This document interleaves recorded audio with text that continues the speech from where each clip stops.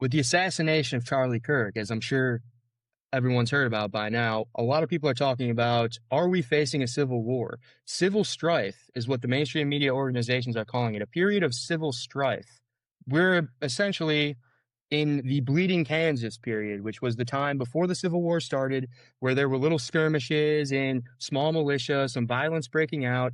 And now a lot of people don't know where to go here. Principles seem to be out the window on both sides, as the cancel culture left is suddenly saying the canceling people is fascism, as the right is targeting what Pam Bondi calls hate speech. Now, this is not the mainstream opinion of the right. The mainstream of the opinion of the right, at least from what I'm seeing and what I agree with, is that calling for violence has never been protected by free speech laws, and it shouldn't be. And I don't think anyone would agree that it should be.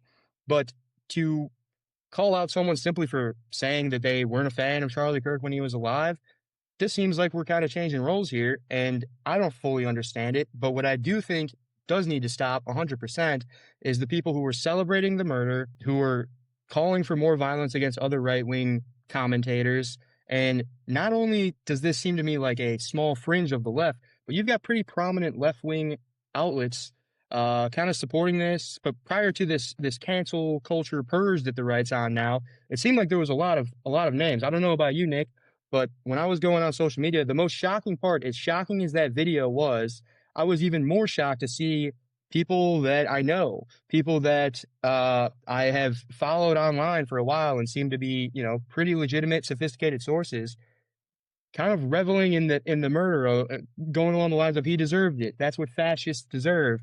And that Who are some really of the biggest names that you saw? Because like I was gonna say, like I absolutely saw like the videos of people celebrating the death. That's fucking disgusting. No one that I saw of note. It's all just like complete randoms, like no one that's like, oh my god, like he said that. So like, who are some of like the bigger names? I just have curiosity that you saw. So Destiny was probably the worst that I've seen. And I don't know if you know Destiny. He started off as like an online game streamer. Then he got into politics maybe 2-3 years ago, debated Ben Shapiro. He's not a bad debater. Kind of a goofball in my opinion. But I think he might have debated Charlie Kirk at some point, debated a lot of people on the right, and held his own against him. And so he became kind of a big name on the left. His comments were absolutely despicable, and that was a couple days later. A lot of it was, I do agree. I don't think that it was a lot of, I guess, I don't really even know who the left wing commentators are, other than like Don Lemon, who I wouldn't say he was celebrating it, but he was kind of like, his first words were fascist white supremacists, shot on, shit like that. You've got Hassan. Hassan's a big one who's celebrating it. And you've got all of these kind of TikToks. I don't know if you know Politics Girl is some TikTok profile that gets millions of views. She's going on making up nonsense, kind of, supporting the whole narrative of like, we shouldn't mourn this guy. He deserved to die, that type of thing. I think that's ridiculous, especially within the first 24, 48 hours of it happening. I don't think the left fully understood the severity of it in the mind of the everyday person on the right who might have listened to this guy daily for a decade. You know what I mean? A lot of people on the right either listen to Charlie Kirk or listen to another podcaster who was close friends with Charlie Kirk. And so either way, they can feel that emotion of like almost as if, subconsciously, it seems like somewhat of a friend, and that's probably just our tribalist, subconscious speaking there. But I don't think the left fully understood. It seemed to be politics as usual on the left. Yeah. So Hassan, is that Hassan Abi? Is that that guy's name? Yes, I think that That's it. is Okay. his Twitter So name. I saw he was like live streaming when it happened, and he was like, "Oh, if that's not real. If that was real, there'd be a video." And he's like, "Oh, someone sent me in the video." And then he like watches the video, and he is fucking distraught immediately. He is like completely and utterly like devastated. I didn't see comments he might have made afterwards, but like at least in the moment, that man was not celebrating that. And I'm not gonna try and fucking defend this guy. I don't really watch any of his content, whatever. But I kind Neither of do wonder. I, to be fair, and I did not see Yeah. that. So that's, Okay. another case of possible fake news. I Yeah. will defend some of these guys like Dean Withers and Harry Sisson, I think. Is that his name? I will defend them because they're left wing influencers that I usually disagree with on everything, but they did do the right thing in this case. They came out right away and handled it maturely, like you would think everyone would. Um, but and that is a fair point. Maybe it wasn't as many prominent left wingers, and I will say a lot of them did disavow guys like Destiny and these type of people who were, trying to make it into a joke or trying to, fire up the rhetoric. So, like I said, I'm not talking about everyone on the left, everyone, all the Democrats, but all of these TikToks of these people who are, jumping on the bandwagon of like, yes, they got them. That is just like, you know, ridiculous to me. I don't understand how people could think that way, unless, of course, they consider him a wartime enemy, which was kind of my original point that I was bringing up, was because it seems like we are in a point of like civil war, close to it. At least people have that mentality, it seems like. Yeah, so I've been in the weeds for sure. I know you said you're in the weeds a lot here. You said you had some time off work, not time off work, weren't as busy at work, so you've kind of been on social media so much, and I have been as well. And it's one of those situations where you kind of got to take a step back and think about like why all this is happening, right? So we've been at this point of, people have been saying this for like years now. We are the most divided we've ever been, right? Um, why is that the case? It's not like politics has changed in the last 5-10 years, right? It's not that things are so different. Really, I think the main enemy is social media at this point. It's the fact that everyone has all of the world's information at their fingertips. The fact that the social media algorithms only show you the most divisive things like our content. It'll take a cultural shift for our content to get popular. And this is what we were talking about the other night, is that hopefully that's kind of where we start going, is people hopefully are going to be sick and tired of all this bullshit, sick and tired of only seeing the most divisive, crazy, lunatic people on their feeds, and start craving some kind of, middle ground. Because I think I said this to you, the pendulum can only swing so far one way before it starts swinging back, right? So at this point, it's either how the question is, how much farther can we go? How much more divided, how much more violence can we take? And the answer could be possibly quite a lot, unfortunately. Yeah, I mean, a cultural shift or an algorithmic shift, which Right. would only ever happen if there was a financial incentive. So, meaning like if people really got so sick of going on social media and constantly seeing this divisive nonsense, and there was an alternative that offered more, uh, you know, sophisticated discourse and actual like productive conversations, I think that could be a possibility. But there's always going to be a little bit of both. There's going to be some people who are more attracted to the division and the fiery rhetoric and the war mentality, and then there's going to be other people who are more attracted to like the civil discourse mentality. And so it really just becomes a numbers game, I think. Yeah. And that's what seems dangerous, is it seems like the numbers game is trending in the other way. And I think that was, I guess, a good way to sum it up, is like the shocking part to me was how many people were willing to jump right. And I don't want to do the both sides thing, because in this one, at least from my perspective, it seemed like there was a lot of this on the left, but I'm sure at other times, January 6th, for example, there was probably a lot of it on the right. But either way, it seems like everyone is so quick to jump into politicizing it or making it into politics as usual. And for the first time, I think I saw a lot on the right of people who were, again, because Charlie Kirk knows personally most of the prominent right wing figures, I feel like I saw a lot of people who were like taking a minute and not getting into it. And then meanwhile, the left was still going because they didn't realize the game had stopped. It seemed like a football game where the quarterback got injured and normally everyone would stop the game, but the other team didn't realize he got injured. And so they're still trying to tackle, tackle him or block the lineman or whatever. That's what it seemed like for a brief moment. Of course, then the right immediately got back up and started fighting again. But, it was very disheartening. Yeah. Yeah. Now, one thing I wanted to bring up was, I saw this online. It made me think pretty long and hard, was your social media algorithms wanted you to see that. They allowed that video to stay up for hours and hours. You can still go and find it right now, I'm sure. I'm sure it hasn't been scrubbed yet. You can still go and watch that very graphic, horrifying content, and they let you see it. They wanted you to be fucking enraged. They wanted you to hop on and stay glued into their algorithm. They wanted to keep feeding you that cycle of vitriol and hatred. That is what's causing the divide, in my opinion.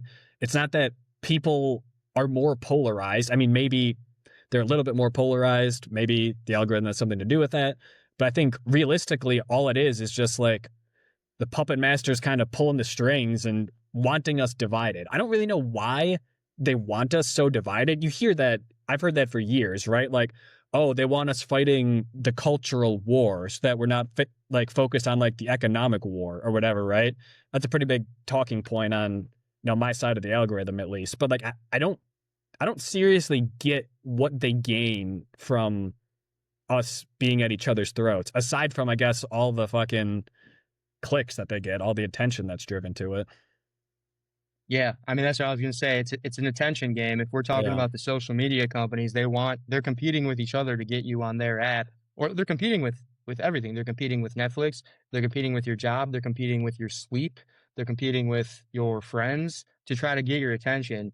And so if they can keep your attention locked in on something like this, they're profiting off of it. Good way to do that: hack human psychology and create this feeling of like you're in a tribal warfare against someone else, and you need to constantly know what's going on, because if whether it's because you're invested in the stock market and you need to know what's going on, or you're worried that we're in a fascist regime and there's a takeover, or you're worried that, like some of these people are saying, there's a transgender terror cell that wants to kill you. Doesn't matter what it is, it's going to get your attention. right. They're playing to, they're not they're there's only so much you can watch and it's funny memes, and then eventually you're like, all right, I got to get back to work. But if you're constantly being like provoked into this kind of like aggressive feeling of fight or flight mode, that's going to make you want to keep focusing in on what it is that's doing that to you. So it's kind of a vicious cycle in that sense, I think. Yeah. So one of the questions I wanted to bring up is essentially like, where do we go from here? Right? Can things get better before they get worse? And I'll answer briefly first, and I'll let you hop in. I don't really know if it can get too much better, like at least right now. I think things are going to get worse. Is it possible it gets better before it gets worse? Sure. If was a gambling man, which I am, I would say things are going to get a whole lot worse before they get better, right?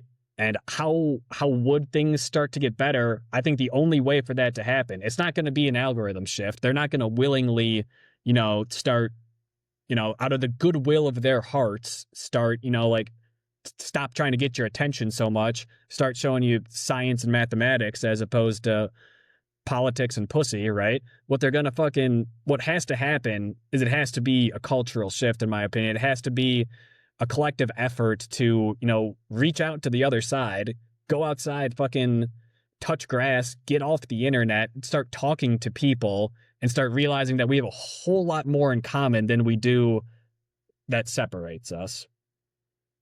Yeah, I agree with that. I don't think it does happen, but I do think that's what would need to So happen. that's what has And to so, happen. and I don't think it does. So I guess my conclusion is also that it gets worse before it gets better, if I were to have to guess. I mean, I think, and one thing too is it's not that we are all just puppets in the game of the few tech giants who run the social media platforms and the culture. There are warriors on the battlefield as well. Yeah. And I think that so one thing that I've heard a little bit on the right, and I do think this is true, is that a lot of Charlie Kirk's shooting opened up a lot of eyes to, whether it's true or not, the perspective shifted when it comes to their vision of the left. Charlie, and you can see this in Charlie Kirk's videos, you can see this in a lot of the political debate. The right typically goes into a debate with the left, or kind of views the left as misinformed. In an information war, it's up until this point, it has seemed like, hey, these people are misinformed.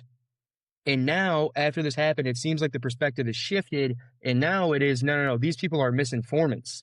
These people are not misinformed. They are intentionally spreading fake stories, fake things. And they did do this, by the way. And it's not a one sided issue, but in this case, as soon as they caught the shooter, the left flooded social media with he's a Republican, he's Republican, he's Republican. And within a couple hours, it came out was not a Republican. He was definitely on the left. But like you said, he likely was not a very political person at all. He was likely someone who wanted to stir chaos. He was likely a disturbed, chronically online individual who wanted to destroy. And he did a great job if that was his goal. But I mean, there is a little bit of the problem. I think this is the problem that mainly needs to get solved if we want it to get better, which is we need to trust each other's intentions.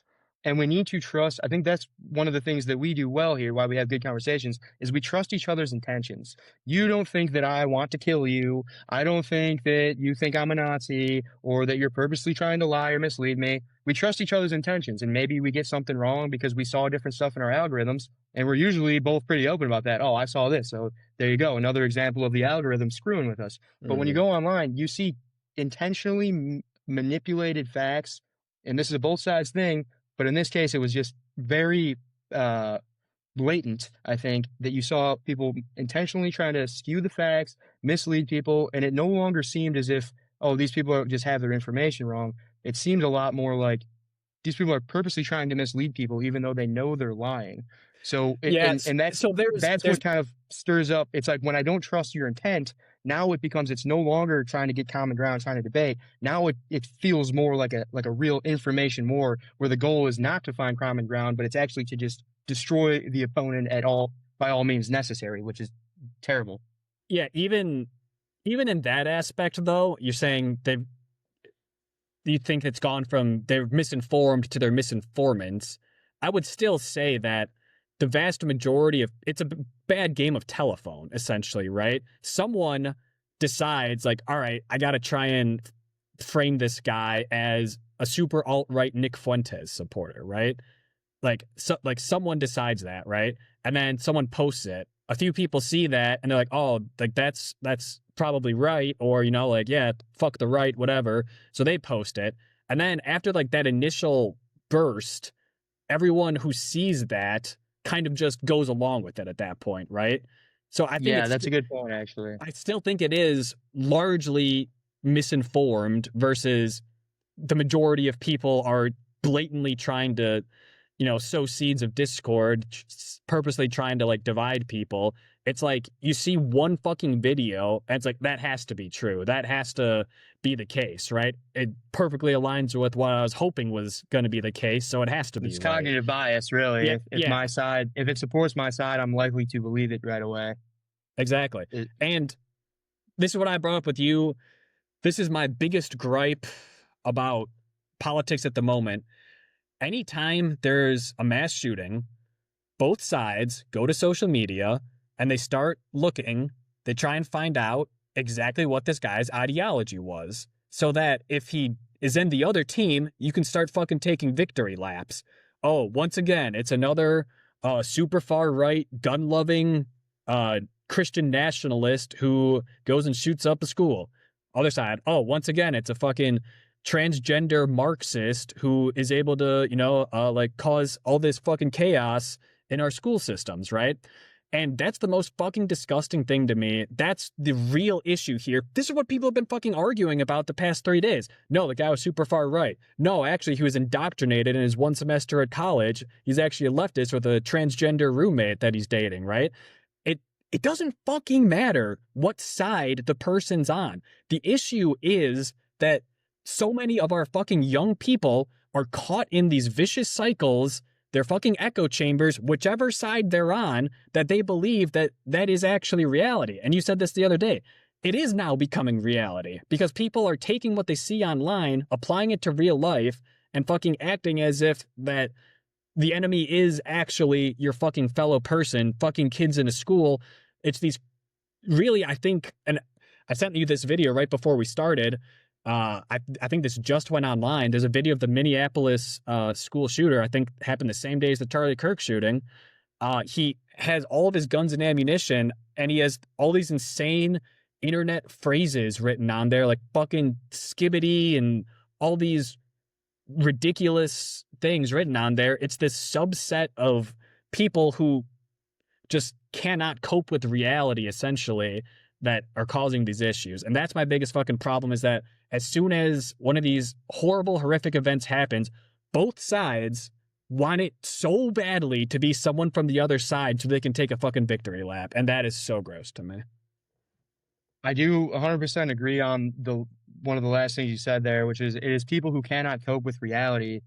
And that, I mean, and I'm sure there's plenty of examples on the right too, but I see it on the left all the time. One thing that I texted you earlier that I wanted to bring up here is what I'm currently seeing a lot of from big names on Twitter. I could probably pull one up. I saw one earlier that had 360,000 retweets. It is that, well, look at what the right is doing now. They're canceling Jimmy Kimmel, which isn't even true. We can get to that. But they're canceling people. They're doxing people online. That's proof that they're fascists. But I want to bring up this logic here, because when I'm talking about misinformants versus misinformed, there was no way that a professional political commentator can actually reconcile this conflicting logic and actually think it through and think this is the correct thing. It's very obvious that they know that it's bullshit and they're trying to manipulate people with maybe less brain capacity to think through logic. But let me frame this here. So they've been calling Trump fascist for a while, since before he was elected this time around. We know that from the campaign in 2024. They've been calling Trump and his supporters fascists. They've also been saying fascists deserve to be met with violence. If I was really in a fascist dictatorship, such as Hitler and the Nazis, then it would be my obligation to pick up arms and try to fight back against this oppressive power. This is what they've been saying. Now they say, well, look at what he's doing. He's canceling people. He's trying to silence free speech. That's proof that he is a fascist.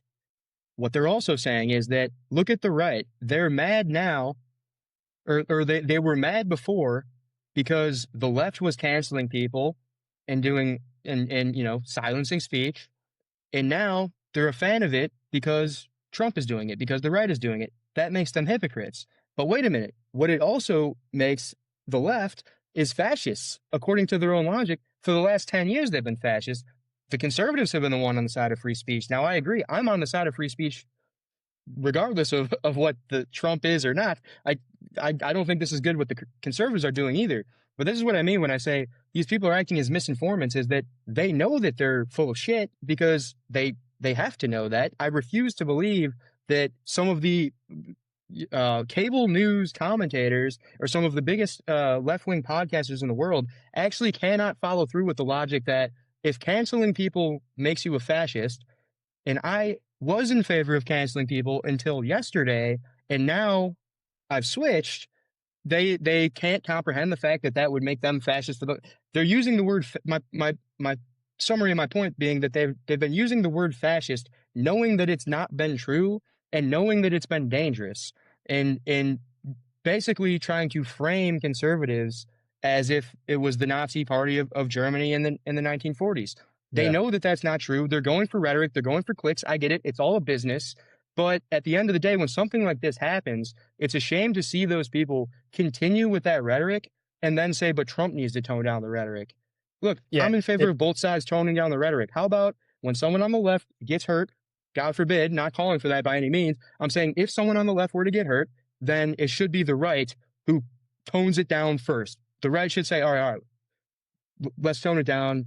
It was one of your guys who got hurt by one of our guys. We don't support that. We should tone it down. When someone on the right gets hurt and it was someone on the left who did it, then the left should be like, hey, there's got to be a little bit of like, there's got to be some rules. There's got to be rules that we can play within and we agree on the rules, and with both sides doing this hypocritical nonsense with no bounds, there's no rules of conduct.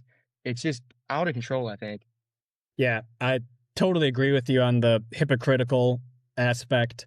If the left is now mad about people being canceled, obviously very hypocritical. And then have to turn it around at that point for irony's sake and say, well, also hypocritical of the right. Now that they have the power to do so, they're going on and canceling people.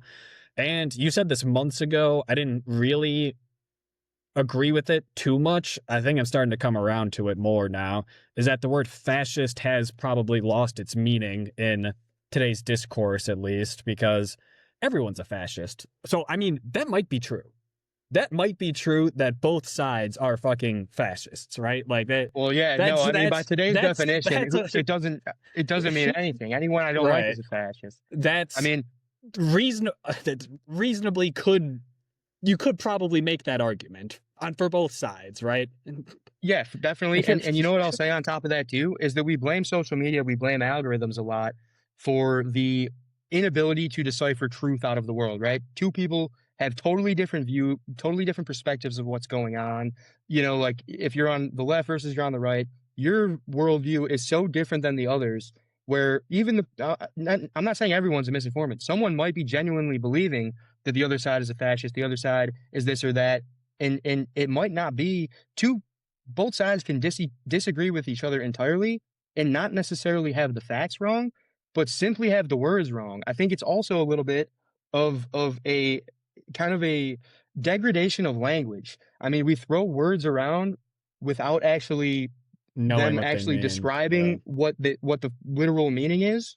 And so when words start to expand in their definition like that, then of course we can't establish what the truth is because the words don't mean anything anymore. I've heard this from the right talking about the transgender debate, which is, you know, if anyone can be a woman, then what is a woman? That was a common right-wing talking point for a while was, well, what is a woman? Like, can you define what a woman is without using the word woman in the definition?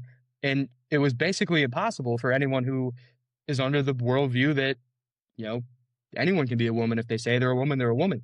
Well, so what is that then? Well, it's someone who identifies as a woman. It doesn't make any sense now. And so there's no meaning to these words anymore. And I'm sure there's right-wing examples of that too, but that people just use words politically as weapons and they mold them to fit their narratives. And now it's become like nothing means anything, you know, when it comes to these like political terms. Yeah. How much of the blame can be placed on us, essentially? It might be, you said like we like to blame like the algorithms for sowing discourse. I agree with that for the most part. How much of it kind of just boils down to the fact that we keep fucking falling for it, that no one has had the fucking balls or ability to essentially like rein it in a little bit. I mean, there's only so much you can blame the puppeteers for. But you can't rein it in. How would we rein it in? That would be fascist. Yeah, that's what we're trying. That's what we're trying to do here. But what am I going to do? I'm going to stop all these people from spewing their nonsense. Then I'd be a fascist. Am I going to let them keep doing it? Then it's just going to keep getting worse. Yeah, you know, it is. And I'm not saying I'm not in favor of either of those two things happening. I'm saying it's like this is a terrible situation to be in. But I agree. I mean, I think it's all really 100% is the fault of human nature. I mean, there's a reason why every single human society ever has gone to many wars, you know, as many wars until one of them led to the downfall, you know, like it's all throughout history is wars after wars, tribalism all the time. So this is no different than the rest of history. I guess it's just that we don't have an enemy. So we have to make ourselves, you know, we have to divide and fight the enemy. I saw this find in ourselves. I saw this earlier and I liked it a lot. People like, oh, hate speech isn't protected speech is kind of like what people are griping about, right? Like, that's what the right's saying right now. The left is now hilariously on the other side of it. As we've said, it's hypocritical. But what I read was hate speech is actually the only protected speech, right? Because if you say something like, I like ketchup on my hot dogs, right? All right, someone doesn't agree with that, but like, it's not controversial, you know? It's not like, no one's really like that mad about it, right? Or like, I like puppies or whatever, right? Like, okay, cool, you like puppies. No one really gives a shit, right? Hate speech is the only type of speech that's actually protected against, you know, because exactly. because all other forms of speech are just kind of accepted. It's just like speech at that point, right? So the one thing our First Amendment actually does is give you the ability within reason, right? I think we looked this up one time. It's like, what aren't protected forms of speech? The biggest one is calls to violence, obviously, right? Essentially, you should be allowed to say basically anything. Someone should be allowed to go on right now and be like, I don't think Charlie Kirk was a good person, right? Like, I don't think that, like, he was a moral person. I don't think this and that. And like, that's not hate speech, right? It's just kind of your opinions. And but that's really the only thing that is protected, essentially, is what that guy was saying. Welcome to the Republican Party. Until yesterday, now they've switched. Yeah. But yes, no, I mean, that's 100%.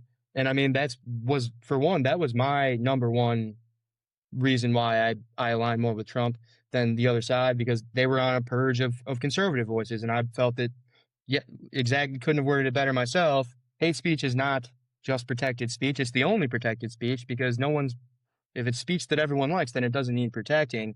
I do think it's kind of hilarious that you're seeing that being just, I know that we've always pretty much agreed on that, but you're seeing all of these people saying that now on the left who were saying the opposite a week ago. I think it would be great. This is what I would actually love. This might be the solution to all of it. I think this is how it gets better before it gets worse.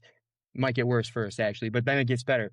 I think if Trump keeps doing this, what he's doing now, I think he keeps trying to censor hate speech, and then everyone on the left all of a sudden will realize, wait, hate speech, that's the only protected speech. We need that. And then Trump should start trying to mandate vaccines and mandate, give government control over these large companies, maybe start putting price controls on things, making healthcare free. And then all of a sudden, everyone on the left will start finding all the flaws in the logic of all these kind of left-wing ideas. And then eventually Trump's out.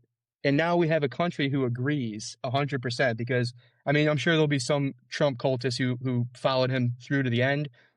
They'll kind of be outed by both sides. And then the mainstream right and the mainstream left will find total agreement on everything. All Trump's got to do is just do the opposite of what we want to happen. And then that's what, as soon as he's gone, then we'll all agree that's what should happen. So you sent me that earlier, and I laughed at it, whatever. But then I had the thought, you kind of brought it up very briefly on healthcare, right? If Trump made the announcement, I'd start playing this scenario in my head. Trump makes the announcement, I am seizing full control of our healthcare systems. There will be one single payer for healthcare, me, the government. The left might see that and go, what the fuck? Trump's taking over our healthcare systems. That's what universal healthcare is. The right, exactly. The right, and they would. They would. The right would be like, fuck yeah, Trump's finally taking a stand for us. Trump is finally having our backs. He's actually gonna, provide us good healthcare. So it comes down to ideology means very little right now. That's very true. I mean, 100%. Like, that is exactly what I hope happens.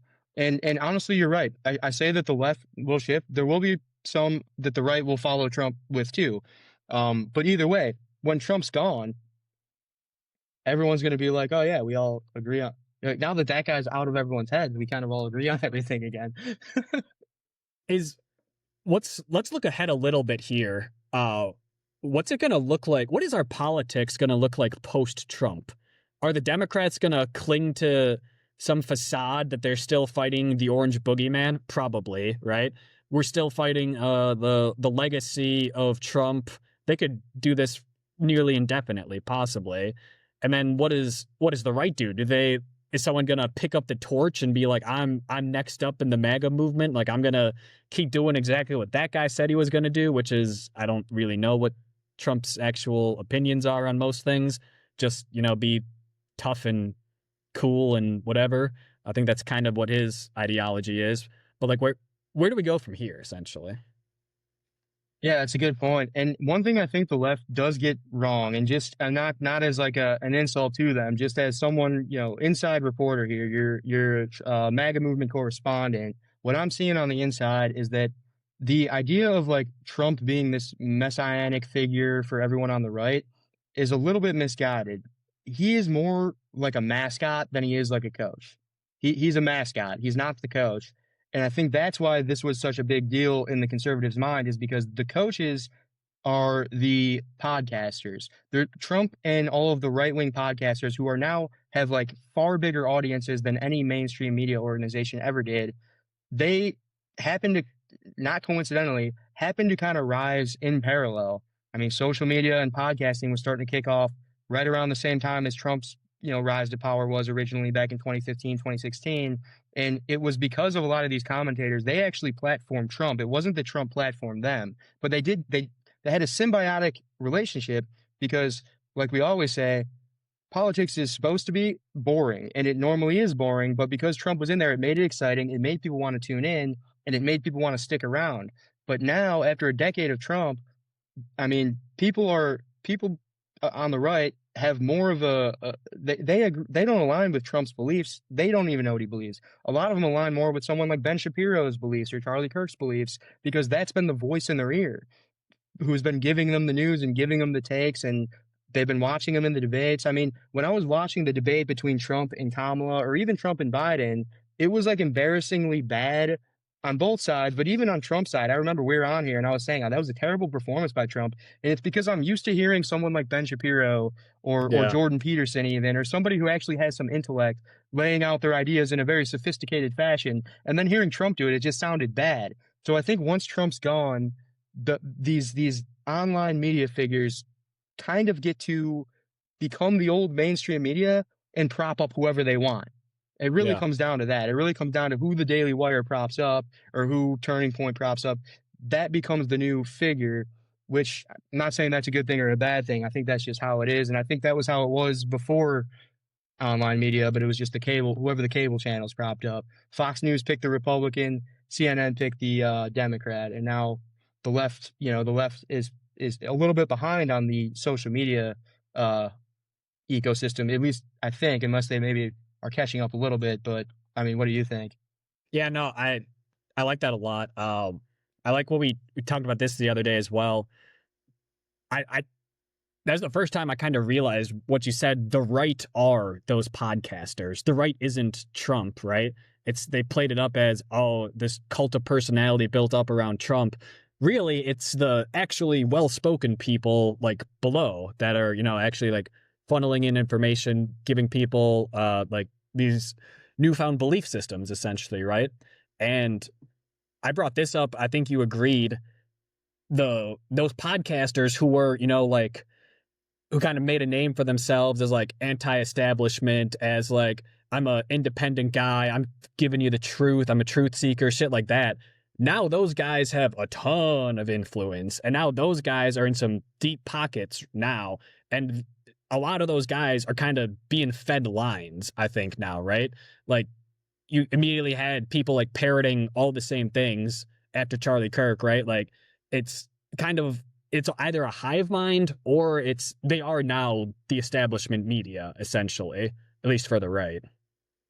Definitely. And I've been calling out, and I think that really hit the turning point in the 2024 election. I think we talked about it, and I was saying how this is the death of the mainstream media, and I love that. I was also ecstatic because I hate the mainstream media, but I am also disappointed to see that, yes, all of these so-called independent journalists that I've been listening to for a decade, and I've been, huge fans of and watching the movement grow.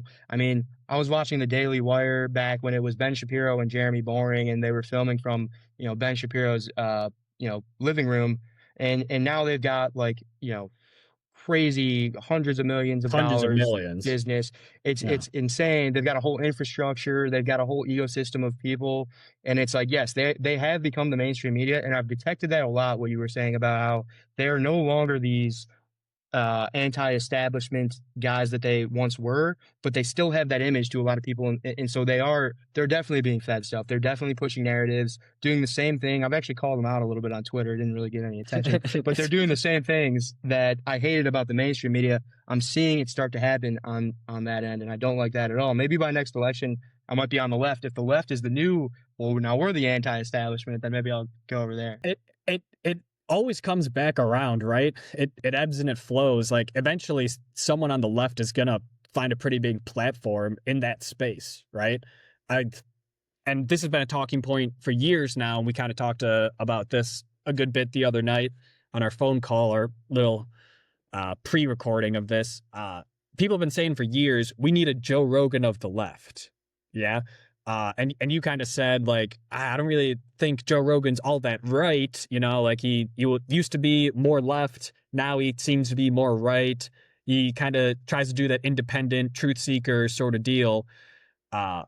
but it is true, and maybe Joe Rogan's not the best example. Maybe like a Ben Shapiro is a better example, right? Someone who is pretty firmly on the right, Uh, I do think eventually someone's gonna be able to like take up that mantle on the left. Someone's gonna be able to, hitch a ride on that wagon sort of deal and be able to come in and say like, I don't fuck with all these guys. I don't fuck with all those guys. I do my own thing. Like listen to me. Maybe we can figure some stuff out.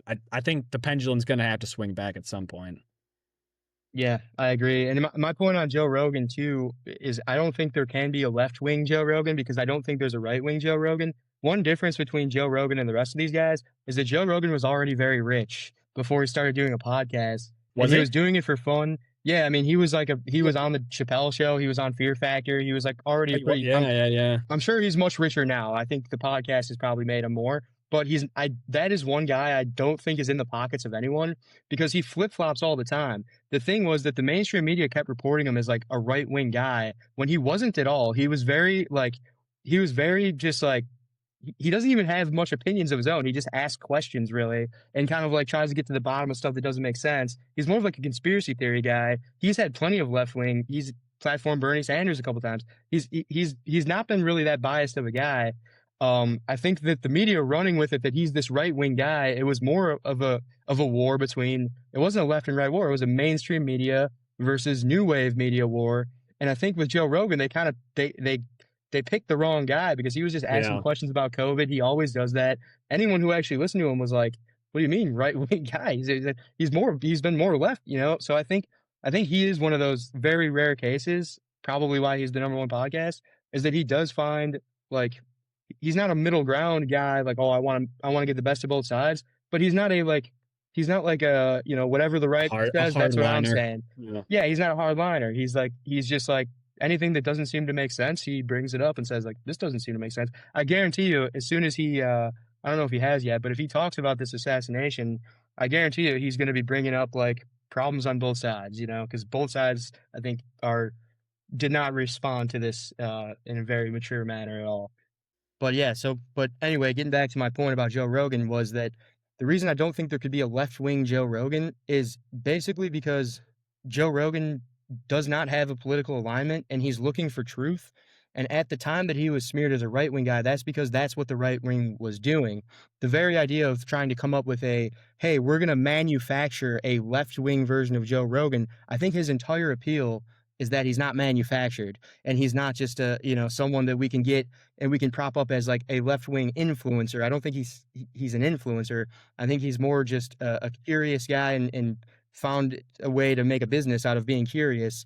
And, the very idea of trying to have a left-wing or a right-wing guy that we can, prop up, it just doesn't make any sense because the value in it is that he's not propped up by some ideology or some corporation. And so I think that's what they're getting wrong there. They're used to the old way. It's not going to work in the new world, I don't think. Yeah. Yeah, no, I agree with that. Move on to these text messages. I think we might start getting into the conspiracy aspect a little bit here, but what do you think? You want to go there? Yeah, let's get these up here. All right. So if anyone's unaware, the FBI released these text messages between the Charlie Kirk shooter and his roommate. Anyone hasn't seen it yet, it is pretty weird. There's a lot of things that raise question marks, so I think we just go through it line by line here. So it says, let's just real quick, just to give a little bit of background on this. Is so if anyone wasn't watching any of the FBI press conferences, anything like that. So what happened was basically they found the shooter or who they claimed to know was the shooter, but they're getting a lot of questions from the press. A couple of those questions were, in one video he had on one outfit, and then in the other video he had on a different outfit, but then supposedly the next video he had the same outfit on again. The timeline doesn't seem to be adding up. Like, why was he switching outfits, stuff like that. Another one was, why would do we have any actual hard evidence that was him? Is there any fingerprints? Nothing like that. Was the serial number of the gun registered to him? Like, the other question was, where did he even get this gun? And finally, why did he just leave the gun there for you guys to find? There was a bunch of kind of loose ends that didn't really make much sense about this. You know, if he was running away, why didn't he bring the gun with him? Why wouldn't he just leave it there? How did he get it in the first place? These type of questions. And then thank goodness we have such a, such a great government, because they were able to uncover all of the answers to all of the questions in very simple, couple lines of plain dialogue text. that they Yeah. found. So to begin, apparently Tyler Robinson, the shooter, alleged shooter, I guess we should say, said he texted his roommate about read the note under your keyboard. So after reading the note, the roommate responded, "What? Question mark, question mark, question mark, question mark, question mark, question mark, question mark. You're joking, right? Question mark, question mark, question mark, question mark." I got to cut in already right there. They interviewed Kash Patel, FBI director, and they said, "So where's this note? Can you show us this note?" And he goes, "Actually, no. The note was destroyed, but we have forensic evidence that this note existed. And through our great interviewing, not interviewing, interrogation. Thank you. Through a great interrogation, we were able to find out what the note said." So, big question mark there. But here's the first line: "I am still okay, my love, but I'm stuck in Orem," which I think is the city, "for a little while longer yet. Shouldn't be long until I can come home, but I gotta grab my rifle still. To be honest, I had hoped to keep this secret till I died of old age. I am sorry to involve you." Roommate: "You weren't the one who did it, right?" Robinson: "I am. I'm sorry." Roommate: "I thought they caught the person." Here's one of the first big conspiracies coming in. "No, they grabbed some crazy old dude, then interrogated someone in similar clothing. I had planned to grab my rifle from my drop point shortly after, but most of that side of town got locked down. It's quiet, almost enough to get out, but there's one vehicle lingering." So the first thing that's wrong with that is we don't know the timeline of any of these texts either. These texts are, if they are genuine, they are highly cherry-picked to show the exact narrative that they're trying to push out, basically, right? So we don't know when exactly these text is coming, but it sounds like he's like hiding in the bushes somewhere right now or something, texting his roommate saying, because it seems like he's like looking out at this police car where the gun that he stashed is, trying to figure out if he can go grab it or not. But he knows right away that they grabbed the crazy old dude, which, did you see anything about that old dude? That in and of itself is a quagmire. The guy who was like, I shot him. Did you see about that guy? Yeah, that didn't make any sense either, because then he then claimed, he's like, "Oh yeah, like I also hated Charlie Kirk, and as soon as I saw him get shot, my immediate instinct was to like distract the security so that the shooter could get away." But it was like, what are you doing, dude? What are Absolutely you talking about? insane. So he knows about the crazy old dude seemingly right afterwards. They interrogated someone in similar clothing because that was like the second suspect that they had brought in. So he already knows about that. He's explaining why the rifle is there. I want to draw attention to the phrase drop point. That sounds like a very much federal agent or cop term, not a 22-year-old online term. And then there's one vehicle lingering. That sounds like cop speak. That does not sound like a young person. Roommate: "Why?"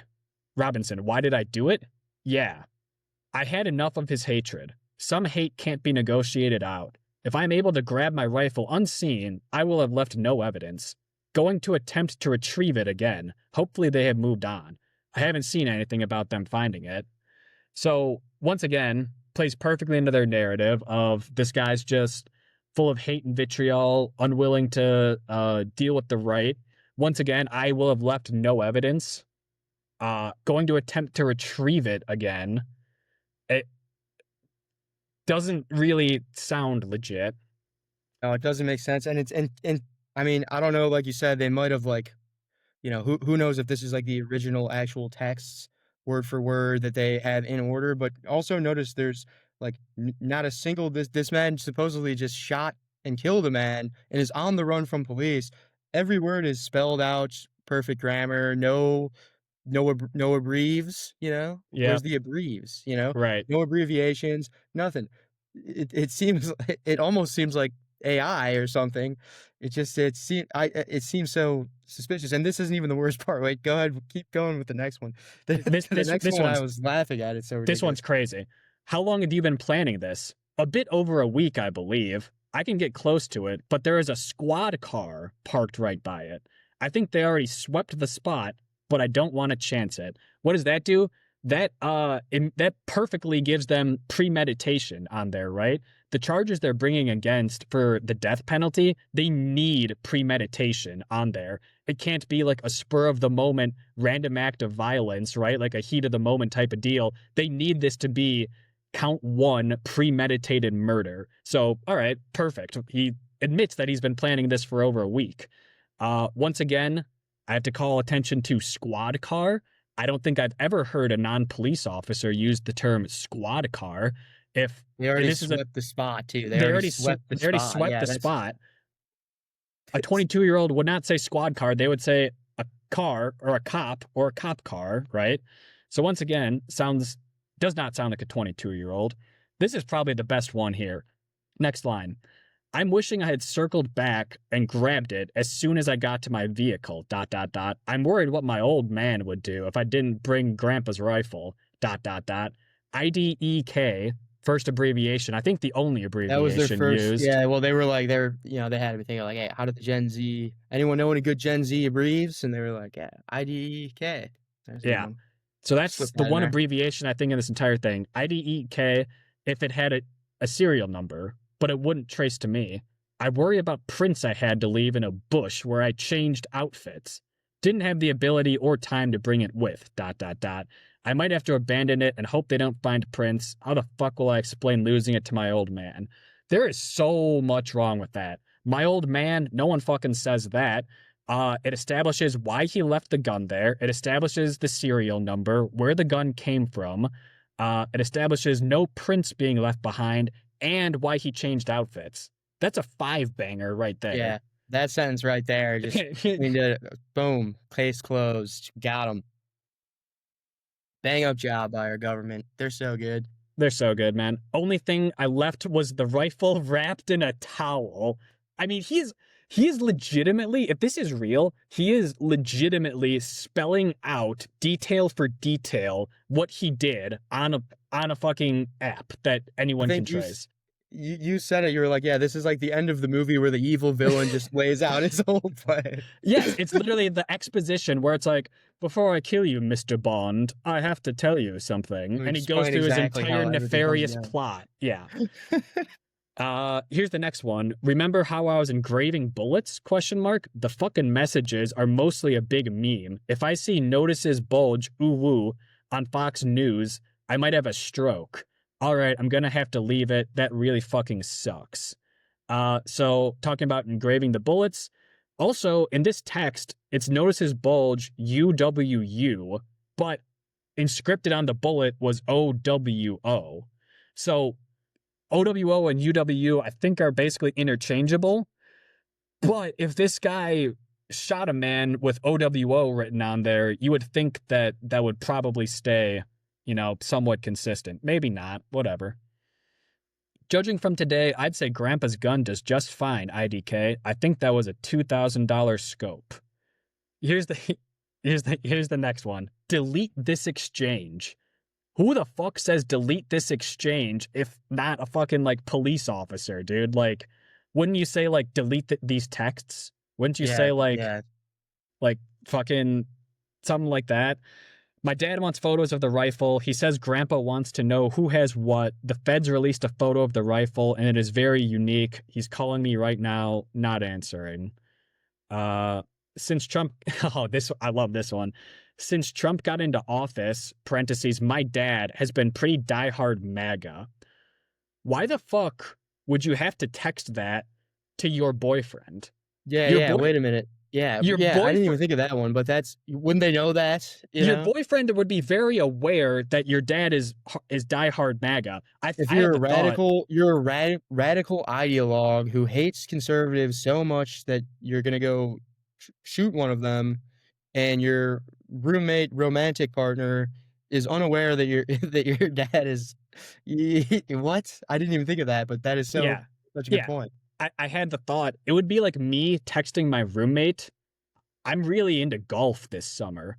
Yeah, like no shit. We go golfing twice a week. You don't have to tell me that. Like, I am quite aware. Last couple lines here. I'm going to turn myself in willingly. One of my neighbors here is a deputy for the sheriff. You are all I worry about, love.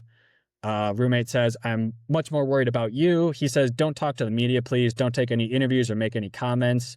If any police ask you questions, ask for a lawyer and stay silent. So to sum that all up, I had a pretty good list here. So I just want to say, I do think hop in. This is to me, this reads as pretty hard evidence. This is pretty hard evidence that the Epstein list does exist. All of them are on it. We never made it to the moon, and Lee Harvey Oswald did not act alone. Yeah. I mean, if it's real, holy fuck. Like, you are so goddamn dumb. My one reservation is if they completely fabricated that, wouldn't the roommate be coming out right now and saying that's all fucking fake? I can show you all the texts that he did not send me. Unless they've got the roommate under some type of which they probably do. The other one that I heard that seems kind of reasonable too, it's plausible at least, is that they they're trying to push the idea that it's possible that the roommate and the shooter are in on it. They both plan it together. They do it together, and he's willing to take the bullet, no pun intended, and go down. But this is to what's the word? Exonerate the roommate. They've had this script written so that this way, boom, boom, boom, you're exonerated. I saw that. I saw Matt Walsh posted that. He was pretty big on that. I think I have a pretty good counter to that, which is, why does the roommate need to be defended? I mean, just in the case that I think that does make sense. I'm not saying that's what happened, but I think it's a plausible idea. Just if the roommate was involved, it would be why are we saying if the roommate was involved? There's no reason to believe the roommate's involved. I mean, I see what you're saying. You're saying that Matt Walsh is going in with the bias because he immediately went off the chain saying this is transgender ideology. Yes. And then it came out that the guy had a trans roommate. So now, of course, Matt Walsh is going to say, well, I think the trans roommate was involved. I do understand that point as well. But I did also see this too, and I looked into it a little bit, and I couldn't really find anything that was 100% verifiable. So I don't want to say it's 100% true, but I did see some reports from usually pretty credible sources saying that they did have a Discord channel of like a good more than 20 plus people who had all been kind of talking about, Charlie Kirk's coming. It was like, they didn't really release anything incriminating, but they were trying to make the case that this was not just a guy acting alone. This was a group who was kind of in on this. There was also, did you see the tweets from like weeks or months ago that were saying like, oh, we've got a big surprise coming for Charlie Kirk on September 10th. You see those? No. There was like, I think they had 7 accounts that were all in the Utah area, and they all had some type of, I don't think all of them were like necessarily transgender, but they were all like in some type of like LGBTQ plus kind of like group. And they all said like something along the lines of Charlie Kirk, big surprise coming September 10th, something like that. I've been seeing that pop up a lot on my algorithm the last couple of days. Now, I don't want to say that that's true. That might be, for all I know, they're pushing nonsense on me. Here's something I got to bring up is the day, I think they got this kid 2 days after, I think. That could be wrong. I think it was 2 days after. No, that's right. It was like 36 hours after or something. Okay, so the day after that, it was 100% confirmed by everyone on the fucking Twitter that I'm seeing that a certain transgender person, I forget their name, undoubtedly did this, right? They were putting up fucking screenshots, comparing the pictures, because this person apparently had a song on their SoundCloud or something that said Charlie Kirk dead at 31, right? So everyone immediately knew this transgender person committed the crime. Turns out they did not commit the crime. The kid turns himself in the day later. Then the day later, everyone looks at the kid and goes, everyone on the left looks at this kid and goes, let's fucking go. It's a fucking white Christian kid, right? And then a day or two later, the right starts fucking going back at it saying, Yeah, but he had a transgender roommate that was his lover. So it is still transgender violence. And that's, once again, harkening back to what I said 30 minutes ago, that's my biggest fucking gripe is everyone's grasping at fucking straws, trying so hard to blame the violence on the other side. Yeah. I mean, no, I agree with that 100%. I mean, I do. So it's not that it doesn't matter at all. Like it does matter, but not on an individual case. It matters in aggregate. So if there is, the narrative that's trying to be pushed is that all of the violence is either the white conservative Christian Republican or all of the violence is the transgender far left radical Antifa member. And on an individual level, it doesn't really matter. We've all got every group that's ever existed and had a large number of people has always had crazy people that do not reflect the views of the group. But if you are a political propagandist and you can push the idea that in aggregate this is a problem because it's rooted in the ideology. It's not just crazy people. It's rooted in the ideology. The ideology itself is fundamentally evil and needs to be destroyed.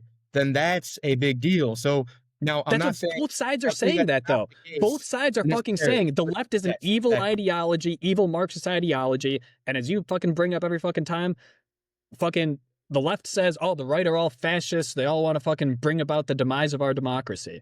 So I don't even really buy that line of logic either because neither ideology is inherently evil. Yep, and we've seen this before. I mean, we've seen this. We were too young to remember, but after 9/11, there was widespread I don't know if you want to call it oppression or discrimination or media bias at the very least, propaganda that was anti-Muslim. The Muslim religion itself is fundamentally evil or destructive, is what these media outlets were saying. Now I know that for a fact to not be true because I know plenty of Muslim people that I'm very good friends with, and they're very great people. And so and some of them are very devout Muslims, and it's like has nothing to do with the ideology. I mean, these were a violent terrorist group who did this, and the fact that they were Muslim is pretty much unrelated. I mean, you can make ties or whatever, but when it comes to the actual ideology, it's not that it's fundamentally evil. I think it's the same case here. I think we all agree that terrorism is fundamentally evil, and that's what this is. But to say that everyone in the transgender group is a terrorist, that is clearly not true, I don't think. And same with any other group, same with everyone who might fall on the right wing of the political spectrum is a Nazi. Doesn't make any sense. And so I think we got to the bottom a little bit of that just through this discussion is that narrative alone of when we discover evil, the reason that everyone jumps to blame the other side is to be misinformants on behalf of a political agenda so that they can use that as evidence to try to suppress an opposing ideology. And that is the problem, I think. That's like I Yeah. think we could probably say that's a fundamental problem with Yeah. social media and just the landscape in general. Yeah. I want to wrap up these texts here, and then I think we can maybe move on to like what might be the last point, which I think is just like the chronically online aspect of this. I think would be a good spot to end it. But to put a cherry on the icing on the cake of the text messages in what appears to be like 32 lines of texts, like you said to open it up, every single one of their questions are answered. He makes his confession, confirms the location of the weapon, confirms the type of weapon, confirms it was wrapped in a towel, confirms his motive, exonerates the decoy, the old dude, admits to the bullet gravings and why he did it, confirms the wardrobe change, confirms how long he's been planning it, discloses the existence and location of a now destroyed pre-written confession note, randomly tells his boyfriend that his dad is diehard MAGA and is worried about his dad grandpa being upset that he doesn't come home with the rifle that doesn't have a serial number on it, not for the fact that he just used it to commit murder. So, Boom. Case closed. case closed. Good job, FBI. You guys are fucking top notch. You would have gotten away with it too if it wasn't for that meddling Cash Patel and his genius interrogation skills. Exactly. That's exactly it. We have the best government. Our government would never lie to us. Dude, do you get the audio? It's like, and if you ever think to yourself, my government wouldn't do that. Oh yes, they would. Like it's something like that. I don't know, but I think a good place to wrap this one up we talked about this. I went down a deep dive last night, and it hurt me deep down, hurt my soul. It really just it stuck with me for sure. This space of the internet where it's mostly young men. It's probably some young women. I think it's mostly young men, ages like even so young as like 10 or 11. I think some of these kids are, but probably mostly like teenagers. And it's this subset of the youth that are just fundamentally nihilistic. They don't believe anything can ever get better. They don't really have a hard political stance one way or the other. They just believe that we're totally and utterly fucked. The only thing that there is to do is to troll, essentially. You do it for the meme. You're just doing it for the lulz. You got to create chaos, sow dissension among people. We have no future sort of deal. So we just have to revert to nihilism and, this kind of existential fear of not having a future sort of deal. Yeah, I mean that's makes a lot of sense as far as seeing this type of thing happen, and then it's trolling. If the purpose was to troll, they did a great job, getting to that purpose, because that's exactly what they did. They sowed division, they sowed chaos.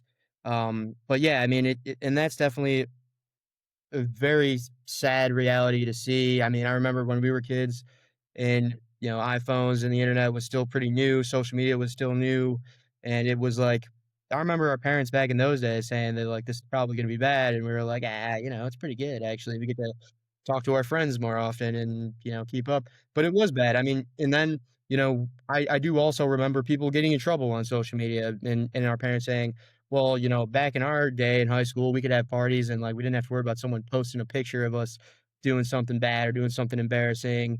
And now that's like now everyone, has to worry about that all the time. And it just like slowly crept and crept. And I'm not surprised that this is the point where it led to. And I God forbid it gets worse than this. But I mean, some of the stuff that you were talking about, I haven't gone down this rabbit hole really. I mean, I do know about some of the stuff that exists, but the some of the stuff you were texting me earlier was like really, really bad, where it's like, oh, this is not just even, again, not on an individual level. Of course, you're always going to have some crazy people who get into some crazy shit, but I do agree that I think it is, whether the cause and effect, I'm not sure, but it is correlated with the societal decline. It seems to Yeah. be. I Yeah. mean, the thing you were telling me earlier about how some of these guys they're like what is the word, like incels who or I guess it would be the opposite of that, right? Like what's incel is involuntary celibate. Celibate. Yeah. And so I guess some of them would be voluntary celibates who have just given up on trying to find a woman, or don't have any interest in it, and instead choose to kind of just spend their life chronically online, getting into this type of like radical thinking and distorting their sense of reality. I imagine it's probably a lot of like pornographic kind of fucked up stuff that these kids get into when they're only teenagers. And that's not good if that keeps, Yeah. increasing trend. So, I mean, so it doesn't here's anywhere good. It leads to population decline, it leads to no reproduction and the end of our society. So not great, not great. here's one of the things. I brought this up in our phone call the other night.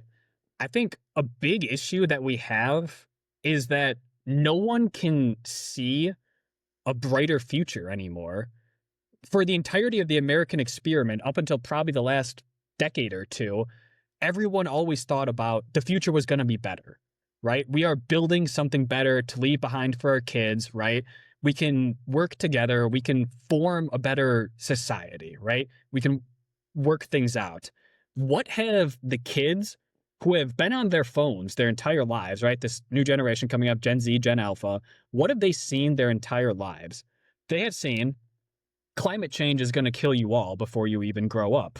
They have seen the most divisive politics of our entire lives. They have seen that housing prices are out of control. that people want to impose a permanent renting class that you will own nothing and be happy. They have seen, I don't know if I brought this up on the podcast, but movies, any movie that is set in the future is a dystopia. There is Yeah. no form of media that is telling you things can get better. The only fucking thing you see set in the future is some dystopian, authoritarian hellscape where either there's no resources because the earth has gone dry, or we nuked ourselves into oblivion, or something else crazy happens. So I blame that on just fucking storytellers as well. I What agree else? on that. Yeah. I mean, So every movie is like a Black Mirror kind of vibe yes, to it now. Yeah, that's yes, true. social security, that's going to dry up before you ever get any of it. So these kids have been raised in this climate that you're totally fucked. I'm not surprised that these insane radical internet groups have started forming, because there's no hope.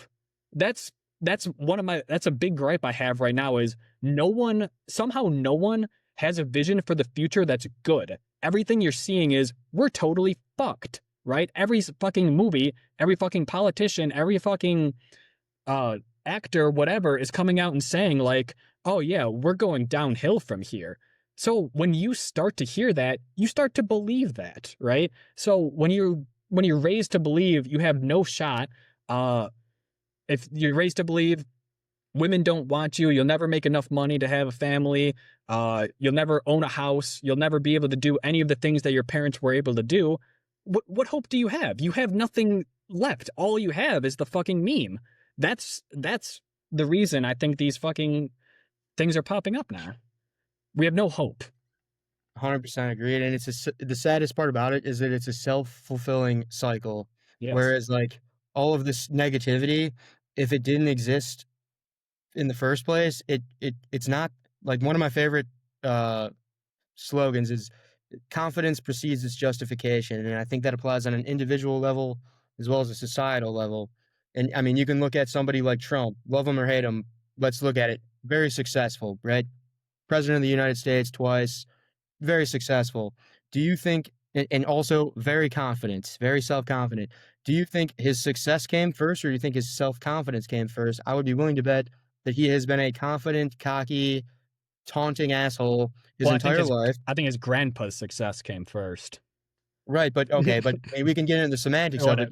What I mean is that okay, the part of the reason he has gotten to the point that he's at.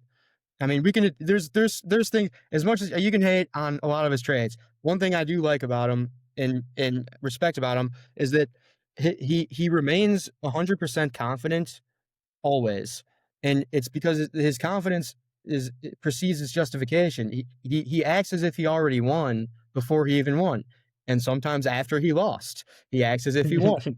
But on a more realistic level, though, I mean, when you walk into a meeting, say, if you're already with the mindset of, I'm nervous, I don't think I'm going to do good, I'm unprepared, then you're going to come off that way. It's going to go worse. But if you walk in already with the mindset of, I'm very confident, I'm, and real confidence, not fake confidence, actually feel good about it, then your chances of success actually improve. And that applies on a societal level. If everyone felt good about the future, then the future would be good. But if everyone feels bad about the future will be bad. And so a generation that has this negative view of the future collectively is a self-fulfilling cycle that can only be fixed. The confidence has to change first. It's not going to get better, and then people will feel better. People have to feel better, and then things will get better. Absolutely. I brought this up on a podcast probably a long time ago at this point now. Might have been one of the first ones, actually. It's the law of attraction, which is what you're exactly just describing, right? I used to not really believe in it the first time I heard it. I'm like, that's crackpot mumbo jumbo. I always see myself as like a realist, as a rationalist, right? So when I heard about the law of attraction, I thought like, that doesn't really make sense. That's wishful thinking more than anything, right? But I do believe in it now to a certain degree, right? Some people believe in it way above and beyond. I still believe in being rational, but it is certainly true that if you can hack your brain into thinking more positively, you're just going to live more positively. More good things are going to happen to you, right? Or at least things will happen to you and you're able to spin it in a positive manner. Versus if you're constantly negative, anything happens to you, you will then perceive it as negative, right? Yes, And exactly. so what you said, we need some form of, we need the confidence first. I totally agree with that. We need to believe that it can get better. You mentioned one of your favorite aphorisms: confidence precedes justification. I'll bring up one of mine: hope springs eternal. Even though we're in some dark fucking times right now, I do believe it can get better. You have to believe it can get And, better. If I you mean, it's don't, if you don't believe it can get better, that's when you end up like these fucking chronically online nihilists.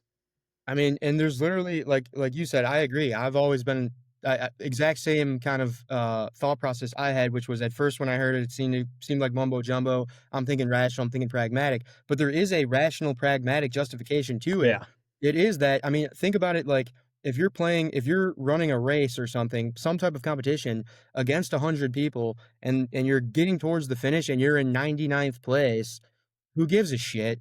I'm probably going to end up in 100th place because I'm tired. I give up. I'm not going to be able to win. So why put in the effort?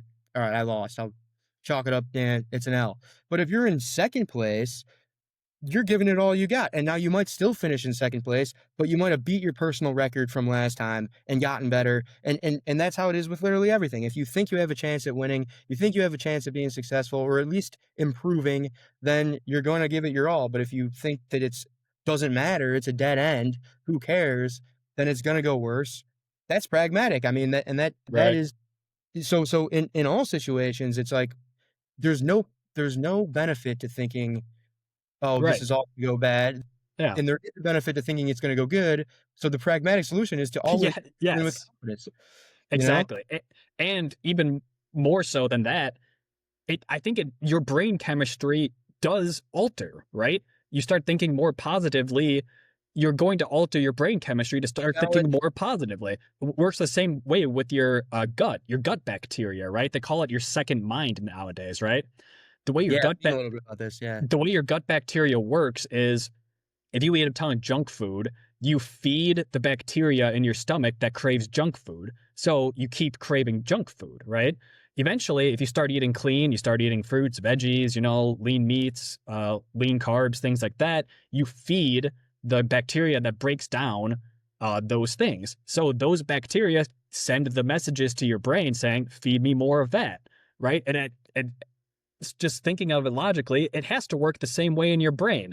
You have certain like uh hormones or what are they, like serotonin, dopamine, what are those called? Are those Yeah, hormones? Neurotoxins neuro or something like yeah, that. yeah, something like that. Something like Neurochemicals. right, chemicals in your brain. It's it's like pattern seeking essentially, right? It's you have more of those chemicals, you're more likely to keep producing more of those chemicals versus you start thinking negatively, you start producing the negative chemicals sort of idea. So I think it is even more pragmatic than I originally believed it to be. Yeah, I So, mean, same thing in like it is crazy. Math is math all across the board. Same thing in economics. I mean, so if I'm up 10% this year, then I'm up and I just invested at the beginning of the year. Now it's the end of the year, I'm up 10%. Next year, I'm up another 10%. So what am I up? Not 20%. I'm up more than 20% because total overall, that 10% built on top of the other 10%. And it's kind of the same idea of like, it seems like it's like, all right, if you've been eating junk food your whole life, that's all you've ever done, and you hate eating healthy, it's like, oh, there's no way I'll do this every day. But you don't have to do it every day. You got to do it tomorrow, and then you got to do it the next day. If you do it enough times, now it's like way easier to do. Now you like it. right, It's the same thing with like everything. And so if we can, it's like a vicious cycle versus a virtuous cycle. It's exponential. So if something does, I mean, the thing we need is the event triggering the turnaround. And if we can hit that, stay on course for a little bit, things could turn around pretty easily. It may get worse before it gets better. And even if it does, no big deal because eventually it does get better. The hard times make the great men or something like right. that. So Yeah, it's hard times create strong men create good times create weak men create hard times. Yes, we are definitely in the weak men We are, creating times yeah, which we category are. there, but That's that means exactly where we're at. that means That the means good this. times are coming eventually. That If they, means the strong men are coming up. yeah, yeah. So before we end here, or Yeah. sorry, unless you had something, No, I was just gonna. I was literally about to say, probably a good spot to end it. Do you have anything else? So I just got some breaking news from one of my sources here. I wanted to share. okay. This is big. This is huge, actually. So let me Sounds see like it's gonna here. be a meme. So, well, no. So the FBI just released these just declassified these files they got from a conversation that they found this text thread from Yeah. Lee Harvey Oswald, Yep. assassin that killed JFK, and then Jack Ruby, the guy who then killed Lee Harvey Oswald before he went to trial and then died before he went to trial so that we couldn't find any answers. They just released it. We found all the answers. I'm trying to share it here. I think I've got it shared. It's on the screen. Yeah. For anyone who's listening without the visual, it's Jack Ruby. It says, I am so depressed. I love JFK so much. I will personally get revenge on whoever it was that killed him, simply out of anger and for no other reason. I'm going to die soon anyway, so it's not like I'll ever have to face trial. And then Lee Harvey Oswald responded, Jack, I have to confess, it was me that shot JFK. And Jack Ruby said, what? Why would you do that? Who else was in on it? And Lee Harvey Oswald said, no one but me. Absolutely no one. Just a good old lone gunman over here. Don't really have a good reason for doing it. Just was having a bit of an episode, I guess. Frowny face. Jack Ruby replied, I refuse to believe it. I heard multiple people got shot, and they think there were multiple shooters. To which Lee Harvey Oswald replied, nope, it was just me, I promise. I did the old spin the bullet trickaroo I learned back in New Orleans. Did it all by myself. That much is certain. He went on to say, I would have gotten away with it too if it wasn't for the United States government who did a really great job catching me. They're really mad at me because they love JFK too and are so sad he died. I'm going to trial soon, so I'll be able to tell the world that I acted alone to finally put all rumors to rest. I'll be transferred on Sunday to the county jail, and I likely will be unattended for a brief moment if you want to see me one last time. It will be televised, so please don't do anything crazy or impulsive. To which Jack Ruby replied, I'll see you then. And then Jack Ruby, this makes perfect sense because then Jack Ruby went and killed him before he could go to trial. And then Jack Ruby died mysteriously. And then everyone thought like, oh, the government might have been involved. And it turns out, no, we've got No. the evidence right here. They weren't involved. He said it himself. He acted alone and he did it by himself and the government wasn't involved. And Jack Ruby's narrative fits perfectly because Jack Ruby just was so angry that JFK, a man he's never met and seemed to have no alignment with at all, he was so angry that he died that he had to go take it into his own hands. Thank God Yeah. we found this evidence because I mean, thank who God. knows what I thought something else had totally happened. You know, it's a good thing that the FBI is so trustworthy and so accurate that they wouldn't we lie, finally have we this. know. Yeah, so it's a good thing. So fine, yeah. Hey, another win for Kash Patel declassifying these files. Trump administration doing a great job. Uh, no way Epstein list is a thing after this one. I'm thinking they're Okay, all all right. really good people. Let me hop in really quick there to bash Kash Patel one more time before we go out. Kash Patel literally just said in front of Congress, someone asked him, like, they were trying to goad him into saying Trump was on the list. He wasn't going to say that, obviously, but he says, can you tell me the names of anyone else who were in the files? To which Kash Patel goes, there is no evidence Jeffrey Epstein sex trafficked women or girls or boys, whatever, for any people other than himself. So it was totally just Jeffrey Epstein and apparently Ghislaine Maxwell, all for themselves, hogging all of the women that were sex trafficked, and actually no one else was involved, right? This grand conspiracy you thought was going on, no, it turns out it was not. So great job again. Makes sense. I mean, hey, if the government said it, it must be true. Exactly. Tune in next time. We'll maybe uncover some more truths. All right. Thanks for tuning in, everybody.